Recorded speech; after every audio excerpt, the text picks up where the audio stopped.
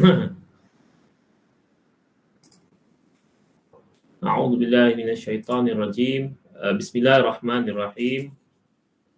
إن الحمد لله نحمده ونستعينه ونستغفره ونعوذ بالله من شرور أنفسنا ومن سيئات أعمالنا. من يهده الله فلا مضل له ومن يضلل فلا هادي له. أشهد أن لا إله إلا الله وأشهد أن محمدا عبده ورسوله. يا أيها الذين آمنوا اتقوا الله حق تقاته ولا تموتن إلا وأنتم مسلمون. يا أيها الناس اتقوا ربكم الذي خلقكم من نفس واحدة وخلق منها زوجها وبث منهما رجالا كثيرا ونساء واتقوا الله الذي تساءلون به والأرحام إن الله كان عليكم رقيبا.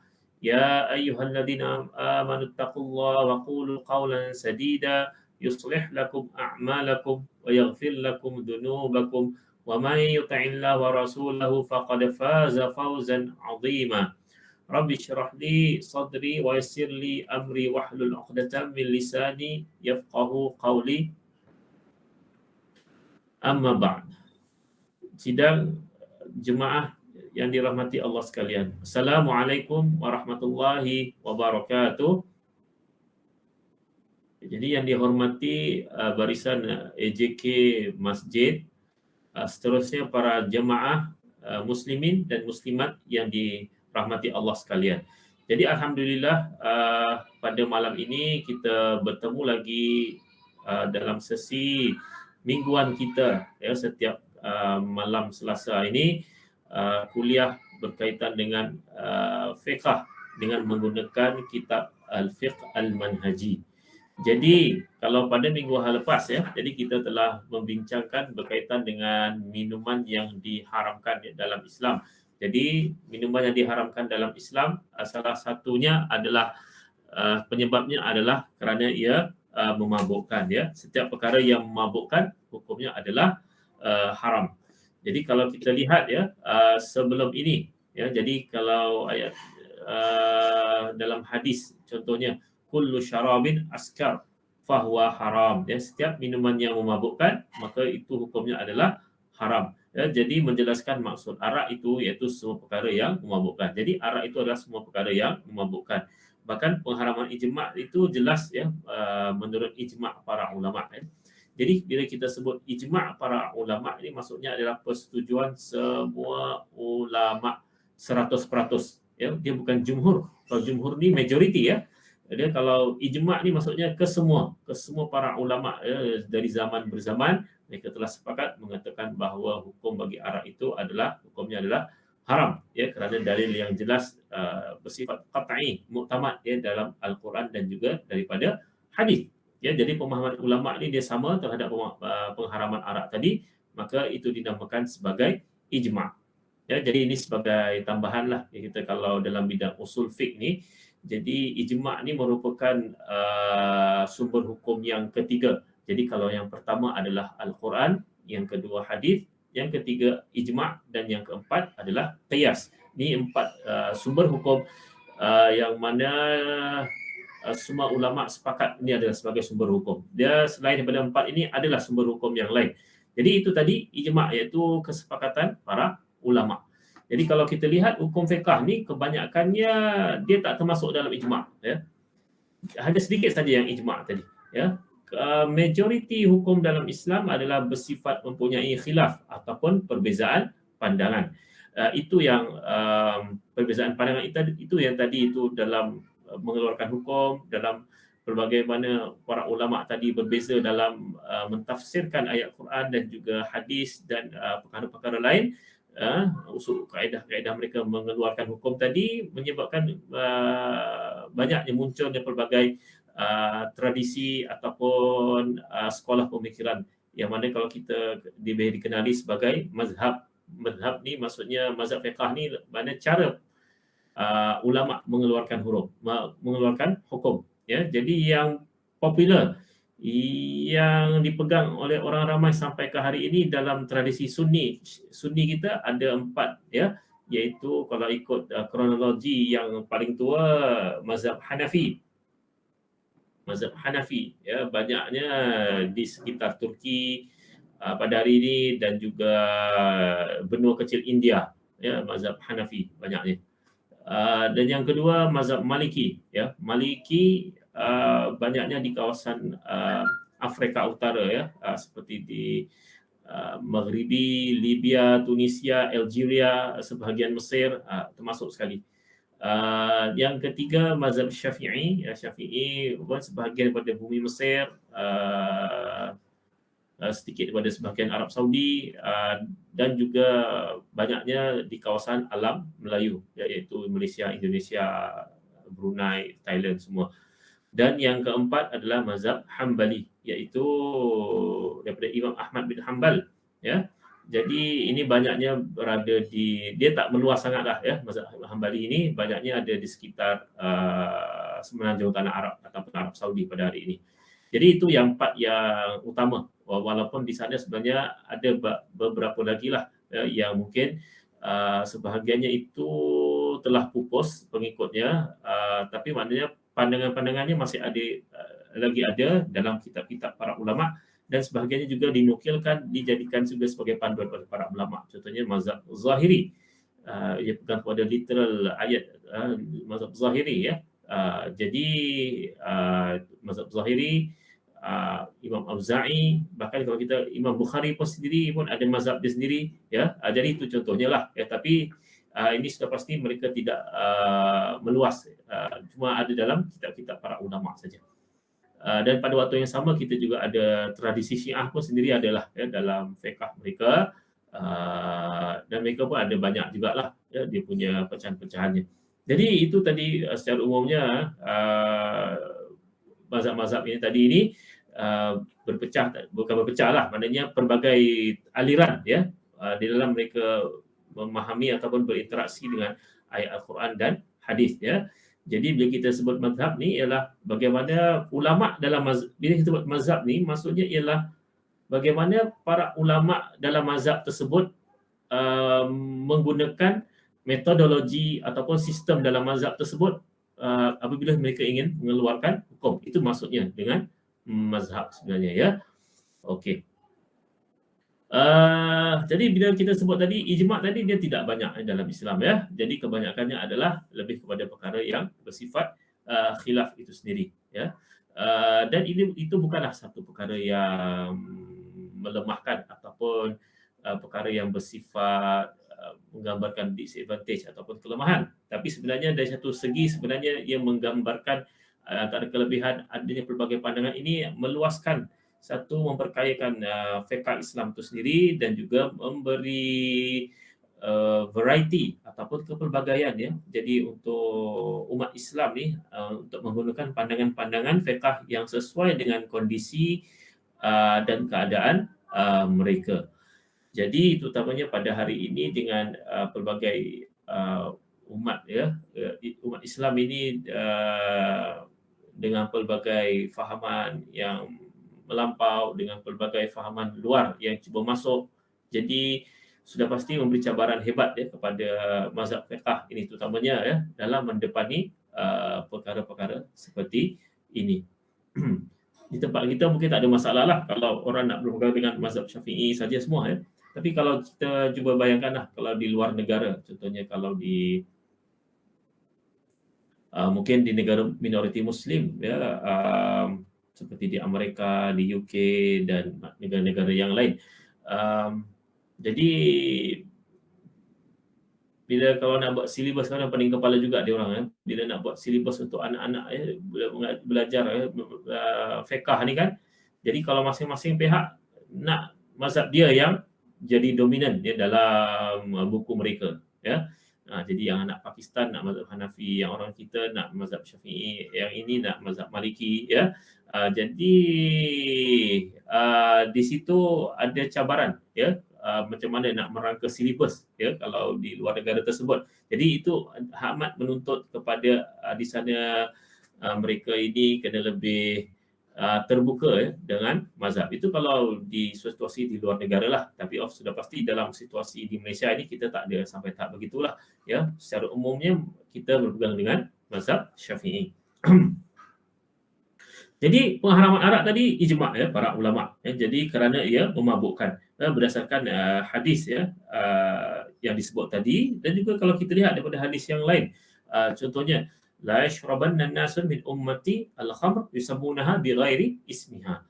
Demi sesungguhnya manusia di kalangan umatku akan minum arak yang mereka menamakannya dengan nama yang lain. Mereka minum, lepas tu mereka nak letakkan dengan nama yang lain. Ya, jadi seolah-olah ini bukan arak ni. Ni dia nak menjadi helah ya yang berlaku ya pada hari ini.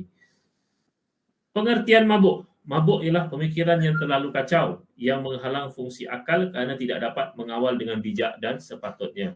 Menyebabkan pertimbangan akal tadi tu menjadi hilang, kewarasan akal pun jadi hilang juga, ataupun dia amat terjejas ya pertimbangan akal tadi.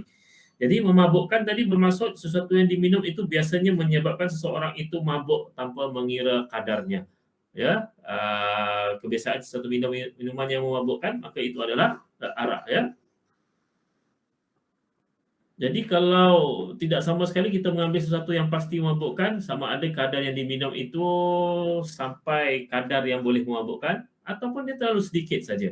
Ya, jangan kita kata sedikit ini tak mabuk jadi boleh minum. Tidak ya. Ini berdasarkan kalau kita lihat dalam hadis yang lain ya, apa yang Nabi sebut ma askaru kathiruhu faqaliluhu haram. Apabila benda yang banyak itu memabukkan, maka yang sedikit pun adalah haram. Ya, benda yang haram tadi kita minum banyak tu haram, maka sedikit kita kata walaupun hanya satu sudu, kita kata segi logiknya satu sudu ni tidak akan menyebabkan seorang itu boleh mabuk ya, tapi sebagai menutup jalan ya daripada nanti akan menyebabkan terus minum arak semakin banyak, jadi ditutup terus ya peluang walaupun hanya nak minum sedikit saja tetap tidak dibenarkan ya. Itu adalah pandangan dalam Islam. Minuman yang memabukkan adalah najis, itu satu ya. Menurut mazhab Syafi'i, arak dan minuman yang memabukkan adalah dianggap sebagai najis ya, berdasarkan firman Allah SWT yang kita sebut minggu lepas ya. Innamal khamru wal maisir wa ansabu rijsun min amali syaitan. Maksud barang siapa bahawa sesungguhnya arak, judi dan pemujaan berhala, mengundi nasib, semua itu dengan batang-batang anak panah, semuanya adalah perkara kotor dan keji. Jadi perkataan rijsun min amali syaitan, rijsun di sini bermaksud benda yang najis dan kotor. Jadi hikmah pengharaman minuman yang memabukkan, apakah hikmahnya?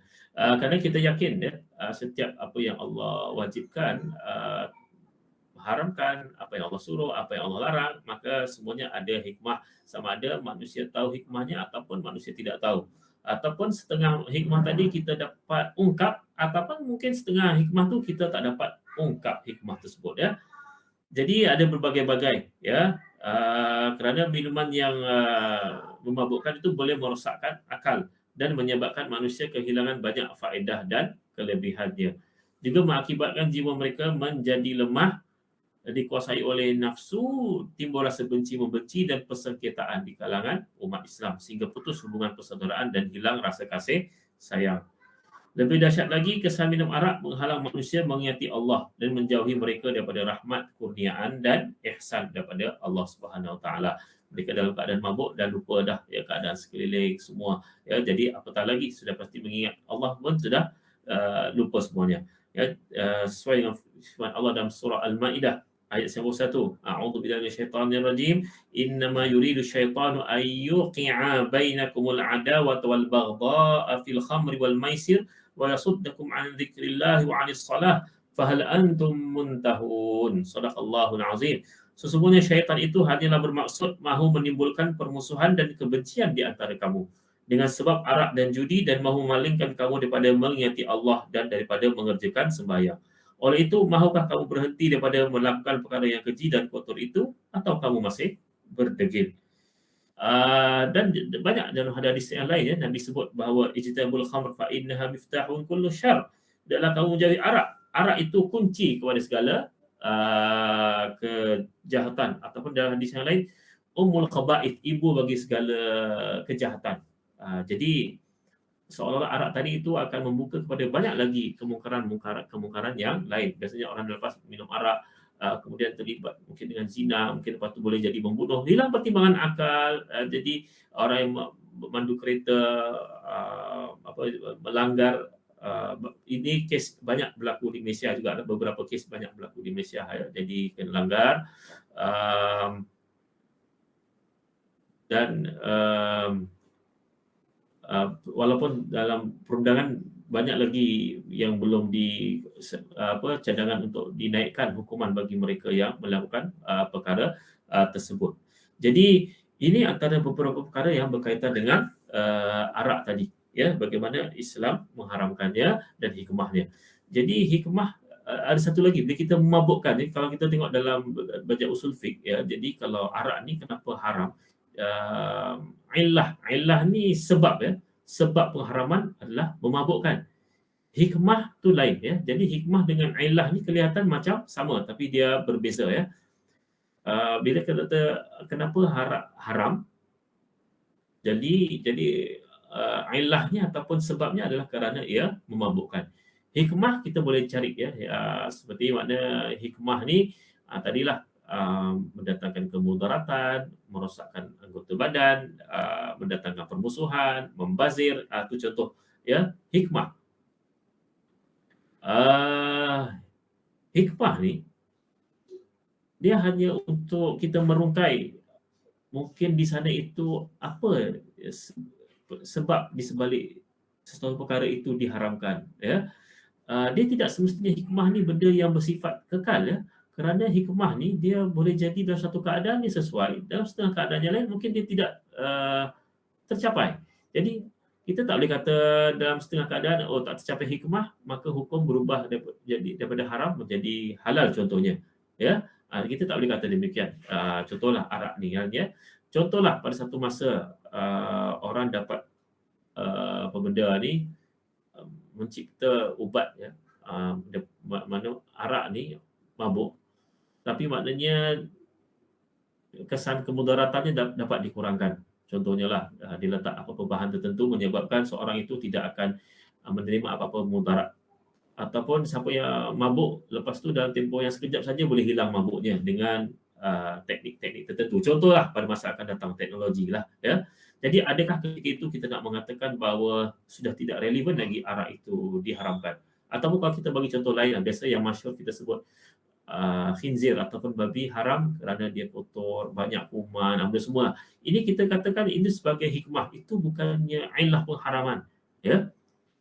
Kerana katalah pada masa akan datang, ya, dengan kemajuan teknologi moden, ya, katalah dapat satu teknologi menyebabkan babi tadi itu siapa yang makan, kuman-kuman yang ada pada babi tadi itu berjaya dibunuh, ya, dengan teknik-teknik yang tertentu, ya. Jadi tidak akan mendatangkan mudarat pada seseorang. Ataupun dapat dipastikan kata-kata babi ini kotor, ya. Jadi mungkin pada masa akan datang dibuat genetik macam mana kan menyebabkan babi tadi itu dia tidak lagi suka makan benda-benda yang kotor. Dia makan sayur je contohnya, kan, ya. Adakah ketika itu kita nak mengatakan jadi oleh kerana sudah tidak nampak lagi hikmah pengharaman babi ini tadi, maka babi tadi hukumnya sudah menjadi halal? Sedapati tidak begitulah. Sama juga bila kita kata hikmah bertudung ataupun menutup aurat, ya, bagi kaum wanita, contohnya. Jadi untuk supaya menjaga diri daripada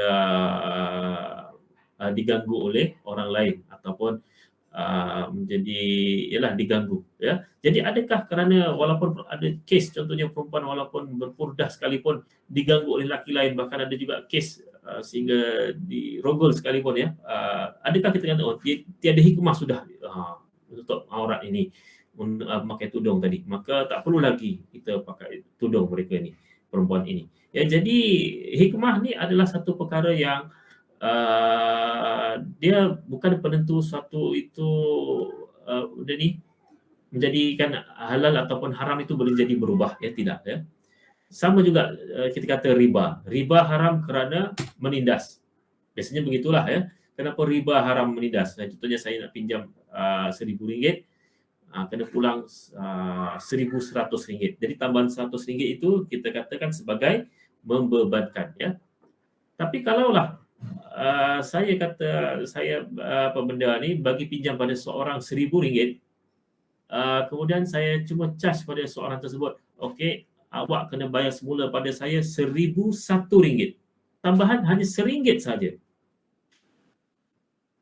Jadi adakah RM1 tadi itu satu perkara yang membebankan? Sudah pasti dia bukan satu perkara yang membebankan. Walaupun dia tidak membebankan, tapi ia tetap dianggap sebagai haram dalam Islam, ya, kerana ada tambahan terhadap hutang. Ya, itu tadi. Dan banyak lagi perkara-perkara lain, ya. Hikmah dia bukannya satu perkara yang dia menentukan hukum itu tadi boleh berubah menjadi daripada haram menjadi halal. Ya, hikmah ni dalam setengah keadaan dia akan terzahir, dalam setengah keadaan lain dia mungkin dia tidak terzahir hikmah tersebut, ya. Ini berbeza dengan illah. Illah hukum dia benda yang bersifat tetap. Selagi mana illah itu wujud, maka pengharaman itu wujud, ya, ataupun halal satu perkara itu kekal wujud. Jadi kalau dia berubah ilahnya tadi itu, maka berubah juga hukum, ya. Katalah arak itu haram kerana dia memabukkan. Mana-mana minuman yang memabukkan, maka ia haram. Jadi kalaulah satu minuman itu kita namakan juga, andai katalah itu juga antara sebab kenapa arak di syurga itu adalah boleh diminum. Salah satu sebabnya kerana arak di syurga tadi tidak memabukkan. Jadi sudah tiadalah illah pengharaman tadi. Dan atas sebab itu jugalah kita ada dalam hukum fiqh ni, apabila arak bertukar menjadi cuka, ya, bila dalam lama-lama tu dalam setengah keadaan arak bila sudah menjadi cuka, maka sudah hilang sifat dia yang memabukkan tadi itu, maka dalam keadaan tersebut maka dia sudah menjadi, hukumnya pun sudah berubah menjadi suatu yang suci, ya. Jadi itu illah tu dia berbeza berbanding dengan hikmah, ya. Jadi illah lebih bersifat tetap, dan bila berubah illah maka dia juga boleh merubah hukum. Dia berbeza dengan hikmah. Hikmah walaupun mungkin berubah macam mana sekalipun ataupun tak tercapai, jadi hukum tetap sama juga, dia tidak terkesan, ya. Kerana hikmah ni apa yang manusia ni cuba cari, ya, di sebalik itu kebaikan-kebaikan satu hukum, ya. Jadi dia boleh jadi dalam setengah keadaan tercapai, dalam setengah keadaan boleh jadi tidak tercapai. Itu perbezaan antara hikmah dan juga illah tadi, ya. Jadi yang seterusnya berkaitan dengan hukum bagi mereka yang peminum arak ini, ya. Bagaimana dalam Islam, ya, walaupun sudah pastilah, ya, benda ni banyak negara, walaupun termasuk banyak negara dunia Islam ni tidak amalkan, ya. Kebanyakan negara dunia ini minum arak tidak dianggap sebagai suatu jenayah, ya. Tapi kita kat Malaysia minum arak jenayah lah, ya, kalau dianggap sebagai kesalahan jenayah syariah, ya, bagi orang Islam. Bagi bukan Islam tak ada masalah, ya. Bahkan di setengah negara barat, walaupun disebut negara barat, dia kadang-kadang setengah tu lebih berat lagi, ya. Strict, maknanya minum arak ni hanya boleh dibeli arak dan rokok hanya mereka yang berusia 18 tahun ke atas, dan very strict dia punya pelaksanaan. Pergi kedai ke mana semuanya dia akan tengok IC lah, kalau nampak orang tu masih muda ke nak beli arak semua. Jadi memang dia tak kasih lah, ya. Itu kalau di mana tadi ni, di dua negara lah, di negara-negara barat. Ataupun setengah keadaan tadi tu dia hanya meletakkan syarat minum arak itu hanya dalam lingkungan tertentu, dalam restoran tersebut ataupun dalam kawasan-kawasan yang tertentu. Tidak boleh dalam kawasan terbuka orang nampak semua, ya. Itu di negara barat. Tapi kalau kat Malaysia ni benda tu dia kelihatan agak terbuka lah, ya. Jadi satu hikmah COVID, kita kata hikmah lah kan, ya. Walaupun sebenarnya banyak yang tak bagus kan COVID ni. Jadi salah satu hikmah COVID ni, kelab malam banyak tutup lah, ya. Jadi kelab malam banyak tutup. Itu satu yang bagusnya lah. Kalau dapat tutup terus, itu adalah yang terbaik sekali, ya. Jadi hukuman bagi peminum arak, ya, ada dua hukuman, ya, iaitu hukuman dari sudut perundangan dunia, dan iaitu hukuman hudud. Yang kedua, hukuman dari sudut agama yang dilaksanakan pada hari kiamat, ya. Dari sudut agama hukumnya adalah berdosa, ya, maknanya kalau karena itu adalah arahan Allah, larangan Allah. Bila seorang melanggarnya, maka dia kalau dia tidak sempat bertaubat, maka dia akan subjek kepada hukuman oleh Allah di akhirat kelak. Jadi minuman arak yang memabukkan dengan sengaja adalah berdosa besar. Ya, balasannya amat dahsyat selagi tidak mendapat pengampunan dan kemaafan daripada Allah Subhanahu Wa Taala. Jadi kalau dalam riwayat Muslim digambarkan apa dia punya balasannya, ya. Jadi sesungguhnya Allah menjanjikan azab kepada peminum arak dengan minuman lumpur kebinasaan, tinatil khabal. Para sahabat bertanya, "Wahai Rasulullah, apakah lumpur kebinasaan itu?" Baginda menjawab, peluh penghuni neraka ataupun perahan ahli neraka. Itu dia punya balasan, ya, kepada mereka yang meminum arak yang tidak sempat bertaubat. Jadi manakala kalau hukuman di dunia ini iaitu hukuman hudud, ya, secara umumnya adalah sebanyak 40 kali sebatan dengan syarat-syarat yang akan dijelaskan. Jadi pemerintah yang harus menjalankan hukuman tersebut boleh buat sehingga 80 kali sebatan sebagai tambahan dengan hukuman ta'zir. Ini berdasarkan hadis Anas radhiyallahu an, kana yadribu fil khamr bil jaridah wan ni'al arba'in. Jadi Nabi menyebat peminum arak sebanyak 40 kali sebatan dengan pelepah tamar dan juga selipar. Ini dalam riwayat Muslim. Jadi tak semestinya sebat dengan rotan, ya. Jadi minum arak ni boleh jadi Nabi pernah gunakan dengan pelepah tamar ataupun dengan selipar, ya. Jadi 40 kali sebatan.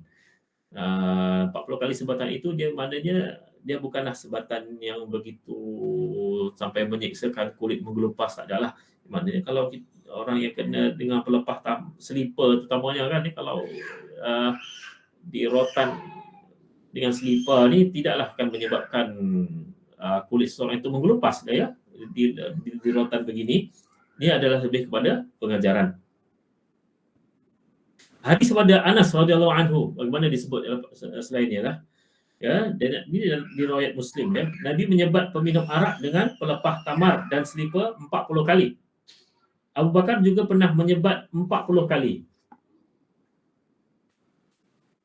Jadi pada zaman Umar, ramai orang di pedalaman dan kampung datang ke Madinah. Lalu Umar bertanya kepada para sahabat, katanya, apakah pendapat kamu tentang hukuman sebat atas peminum arak? Jawab Abdurrahman bin Auf, aku fikir kamu menjalankan hukum hudud yang paling ringan. Abdurrahman berkata, selepas itu Umar menghukum 80 kali sebatan.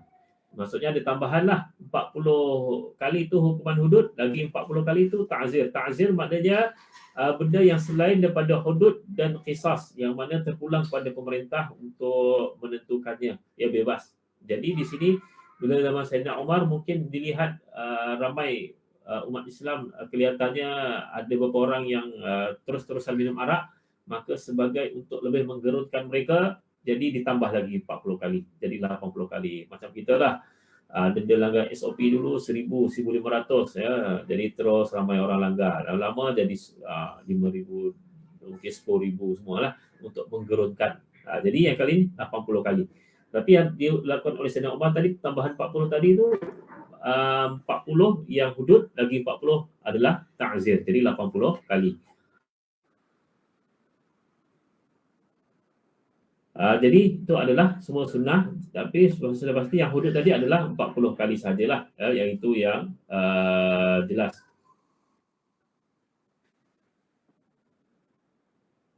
Hukum berbohong menuduh orang lain berzina ialah 80 kali sebatan. Justru hukuman arak yang melebihi 40 kali sebatan sebagaimana dilaksanakan oleh Umar adalah sebagai ta'zir. Ditegah melaksanakan hukuman sebat ketika peminum arak sedang mabuk. Ini kerana hukuman yang dijalankan ketika itu tidak mencapai tujuan pencegahan. Kena kemudian. Dan kebiasaannya kemudianlah, pasal nak perlukan ikrar, pembuktian semua. Jadi bukan satu perkara yang mudah, ya. Jadi bagaimana syarat mensabitkan hukuman, ya? Bagaimana untuk menentukan seorang itu betul-betul jatuh bersalah, ya, hudud minum arak tadi, ya. Jadi kecuali dengan salah satu dua syarat. Yang pertama, keterangan yang lengkap. Bila sebut keterangan lengkapnya ada 2 orang saksi lelaki yang adil. Oleh itu tidak jatuh, tidak sabit, maknanya penyaksian seorang lelaki dan 2 orang perempuan. Begitu juga tidak sabit hukuman dengan pengetahuan hakim semata-mata. Hakim yang nampak kan. Jadi tak cukup juga. Justru hendaklah penyaksian 2 lelaki yang adil. Kedua, pengakuan. Pengakuan bermaksud peminum sendiri yang mengaku bahawa dia telah minum minuman yang memabukkan. Jadi itu adalah hujah yang kukuh, boleh menggantikan keterangan untuk mensabitkan kesalahan jenayah hudud minum arak tadi. Jadi seorang yang minum arak, dia memadai berkata, aku telah minum minuman yang memabukkan. Dia tidak perlu mengaku bahawa minuman arak itu haram dan dia minum dengan kehendak sendiri. Maknanya tak perlu bagi tahu macam itulah. Cukup dia beritahu aku telah minum arak yang memabukkan. Jadi boleh dikenakan hukuman. Ya.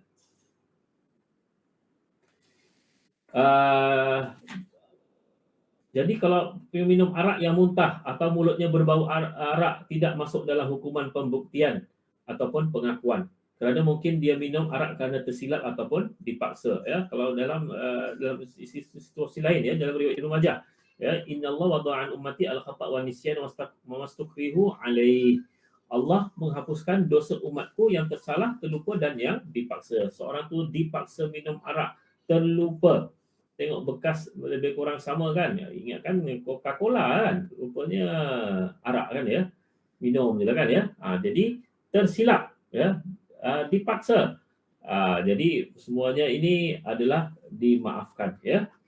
Jadi banyak juga idra'ul hudud bisyubhat ya. Jadi kalau hudud itu perlulah digugurkan andai kata ada syubhat ataupun keraguan terhadap seseorang tadi sama ada betul-betul dia minum ataupun tidak dengan sukarela. Jadi dilaksanakan oleh hakim itu sendirilah. Maknanya jatuh hukum dilaksanakan oleh pegawai penjara lah kebiasaannya ya. Jadi dia bukan dilaksanakan oleh orang awam. Maksudnya di sini kita tak boleh kata kita nampak orang minum arak di tengah jalan. Contohnya lah kan ya, orang Islam, lepas tu kita tangkap dia, lepas tu terus pukul dia 40 kali. Ya? Jadi tidak boleh buat begitu ya, untuk mengelakkan fitnah. Maknanya kita hanya boleh bagi tahu pihak berkuasa untuk dia disabitkan dengan kesalahan tersebut lah. Tapi bagaimana Islam ya?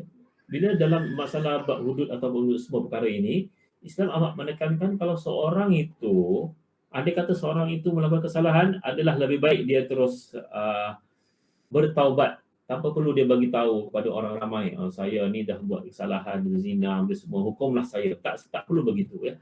Maknanya kalau seorang itu telah bertaubat dengan Allah, maka insya-Allah dengan taubat tadi itu diterima oleh Allah tanpa perlu orang tadi itu menjalani hukuman hudud. Ya. Hukuman hududnya apabila seorang itu telah dibawa ke mahkamah. Selagi mana belum sampai ke mahkamah, dia bertaubat, maka tak ada perlu keperluan untuk melaksanakan hukuman hudud. Ya, sebab itu pada zaman Nabi banyak ya kisah sahabat Ma'iz ya, dia mengaku berzina semua kan ya. Jadi Rasulullah macam tak nak layan ya. Kemudian orang tu kata lagi, ya Allah, ya Rasulullah, aku telah berzina. Kemudian Rasulullah kata, mungkin kau cuma berdua-duaan sahaja. Mungkin kau cuma cium-cium saja kan. Tak ya Rasulullah, memang betul-betul. Jadi oleh kerana orang tu dah sungguh bagi tahu, maka tiada pilihan lain, maka dilaksanakan hukuman hudud terhadap sahabat tadi. Ya. Tapi andai kata sahabat tadi memilih untuk senyap, kemudian dia bertaubat, itu juga tiada masalah. Ya. Jadi tak perlu bagi tahu orang. Ya. Dan kalau kita lihat, ya perlu ada syarat 2 orang saksi semua ni lah kan ya. Kalau yang zina lagilah 4 orang saksi ya. Jadi menunjukkan kalaulah seorang itu, mungkin seorang itu layak kena hudud ni bila dia minum dalam keadaan di tempat awam lah, ataupun di restoran orang boleh nampak, jadi memang patutlah dia dikenakan hukuman hudud. Contohlah kalau seorang pergi pasar raya, dia pergi beli arak Heineken contohnya, setakat beli arak sebotol ataupun satu karton kan ya, tidak menyebabkan seorang itu dikenakan hukuman hudud ya. Lepas tu dia dah beli, lepas tu dia minum kat rumah senyap orang tak nampak. Jadi tak adalah kena hukuman hudud ya. Jadi dalam Islam kita tidak disuruh tajassus ataupun mencari-cari, mengintai-intai kesalahan. Jadi kita nampak mungkin orang ni nampak macam mencurigakan ni, dia beli arak. Lepas tu kita ikut pergi rumahnya, kita intai atau semua tu. Lepas tu tengah minum, kita sergah. Pendapatan. Maka lepas tu kita bawa pergi mahkamah. Jadi itu bukan caranya lah. Ya. Jadi sebab itu kalau kita lihat mereka yang jenayah hudud perlu ada saksi semua menunjukkan sebenarnya yang melakukannya ni adalah mereka ni kebiasaannya buat di tempat awam sehingga mudah adanya saksi. Kalau dia buat secara sembunyi-sembunyi, susah nak dapat saksi. Kan ya? Jadi sebab itu Islam membezakan kesalahan yang orang yang tu buat secara sembunyi-sembunyi dengan orang yang membuat secara jelas. Kerana bila buat secara jelas, ini seolah-olah dia berbangga dengan maksiat dia. Seolah-olah dia mencabar orang sekelilingnya. Seolah-olah dia mengajak orang lain untuk tiru apa yang dia lakukan.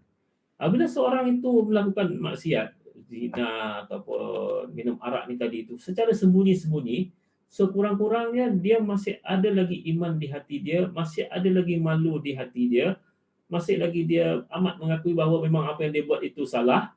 Jadi dia sembunyi-sembunyi. Dia tak nak orang tahu.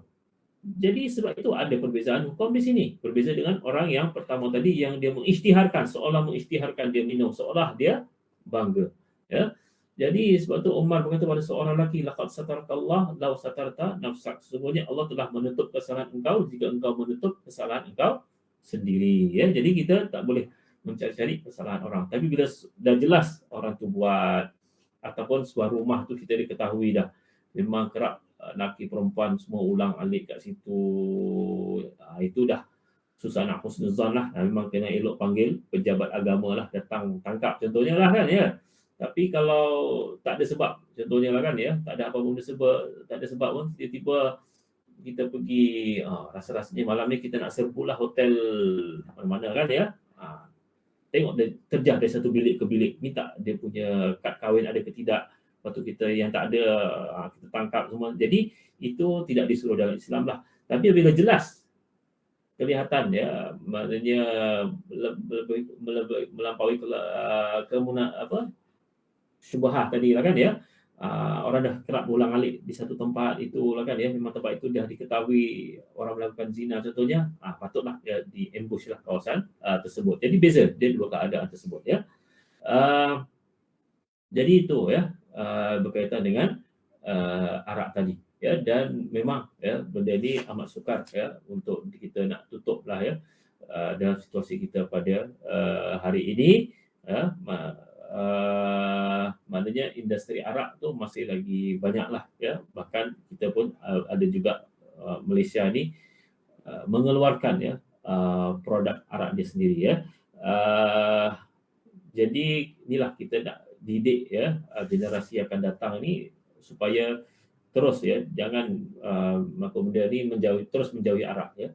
Kerana bila kita lihat kalau dalam TV ke dalam drama ke, kadang orang budak-budak ni suka layan drama Korea dan dia semua lah kan ya, ataupun drama orang putih. Drama-drama ni minum arak tu biasa. Kita takut benda ni dia menormalisasikan. Kita anggap benda tu normal ya. Kalau tengok cerita Korea pagi, petang, malam, siang, laki perempuan dia minum arak saja, soju kan dia minum soju dia punya arak sana lah kan ya. Jadi pagi petang minum saja untuk sarapan, makan tengah hari, malam kalau rasa tension minum arak, balik kerja minum arak. Jadi semuanya mereka buat. Jadi lama-kelamaan ni kadang-kadang bila budak-budak ni tengok drama-drama begini, dia kadang secara tak langsung minda bawah sedarnya seolah jadi takut-takut membawa kepada dia rasa tak apa minum arak ni benda yang biasa, takut-takut ke arah itu kan ya. Jadi ini kita kena jaga jugalah ya, berbanding keliling kita lah. Kadang bila maksiat tu dah terlalu banyak sampai hati kita pun dah rasa benda tu dah tak sensitif dah. Oh biasa saja ni arak ni orang minum, dah rasa biasa kan ya. Bila benda tu dah terlalu banyak sehingga sensitiviti kita pun lama-lama dah semakin berkurangan ya. Jadi na'udzubillah, jadi kita kena jagalah, kita pun sama jugalah ya, jangan sampai jadi demikian ya. Jadi itulah ya untuk malam ini, sedikit sebanyak pada malam ini, yang baik datang daripada Allah, yang buruk datang daripada kelemahan diri saya sendiri. InsyaAllah minggu depan kita sambung dengan topik yang baru. Jadi cukup setakat ini, kita sambung lagi pada minggu hadapan. Wabillahi taufiq wal hidayah. Assalamualaikum warahmatullahi wabarakatuh. Waalaikumsalam warahmatullahi wabarakatuh. Ustaz, terima kasih. Sama.